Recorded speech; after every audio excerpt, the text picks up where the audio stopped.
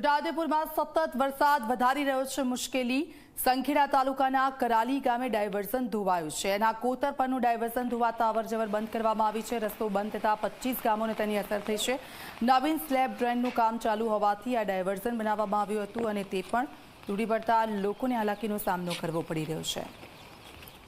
25 ગામના લોકોને છે આ ડાયવર્ઝનથી અસર થઈ છે।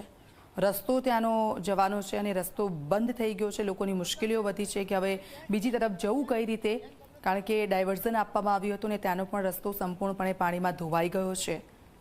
ભારે વરસાદને કારણે આ પરિસ્થિતિ। છોટાઉદેપુરના દ્રશ્યો છે, આપ જુઓ, સંપર્ક વિહોણા ગામ થઈ ગયા છે લગભગ આ રસ્તો તૂટવાથી, કારણ કે ડાયવર્ઝન આપવામાં આવ્યું હતું અને રસ્તો પણ સંપૂર્ણપણે આજે વરસાદ વરસ્યો તેના કારણે ધોવાઈ ગયો છે। તેનું ધોવાણ થઈ ગયું છે। સંખેડા તાલુકાનું ડાયવર્ઝન છે અને તેના કારણે લોકો જ્યાં છે ત્યાં જ અટકી ગયા છે, કારણ કે બંને ગામને જોડતો આ રસ્તો હતો।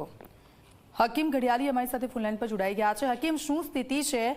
25 ગામના લોકોને આ ડાયવર્ઝન પર આપેલો જે રસ્તો છે તે અસર કરી ગયો છે, લોકોનું શું કહેવું છે તેને લઈને?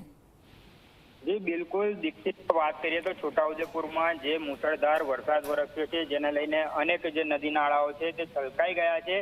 ત્યારે જે આ સંખેડા તાલુકાનું જે કરાલી ગામ છે તે કરાલી ગામ પાસેથી જે એક પસાર થાય છે કોતર, તે કોતરની ઉપર હાલ પુલની કામગીરી ચાલી રહી છે, પરંતુ જે કોતરનું જે ડાયવર્ઝન બનાવવામાં આવ્યું હતું તે ધોવાઈ ગયું છે।